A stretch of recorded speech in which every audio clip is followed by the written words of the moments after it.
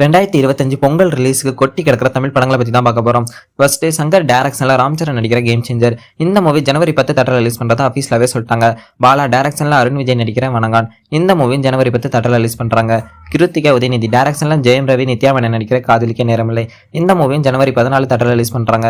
Sundar C டைரக்ஷன்ல விஷால் சந்தானம் வரலட்சுமி அஞ்சலிலாம் நடிக்கிற மதகத ராஜா.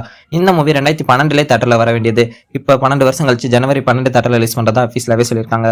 வாலி மோகன்தாஸ் டைரக்ஷன்ல மெட்ராஸ்காரன். இந்த மூவி ஜனவரி 10 தேட்டர்ல ரிலீஸ் பண்றதா ஆஃபீஸ்லவே சொல்லிட்டாங்க.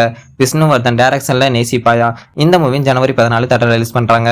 சண்முக பாண்டியன் நடிக்கிற படைத்தலைவன். இந்த மூவி பொங்கல் ரிலீஸ் ஆஃபீஸ்ல சொல்லிட்டாங்க. ஜான் 10க்கு இந்த மூவி தேட்டர்ல எதிர்பார்க்கலாம். கிஷன் தாஸ் நடிக்கிற தருணம்.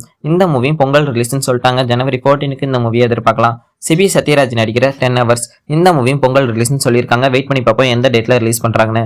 இந்த பொங்கலுக்கு மொத்தம் 9 தமிழ் படங்கள் தேட்டர்ல ரிலீஸ் பண்ணிருக்காங்க. இதுல எந்த படத்துக்கு நீங்க பெஸ்ட் தேட்டருக்கு போவீங்கன்னு கமெண்ட்ல சொல்லுங்க.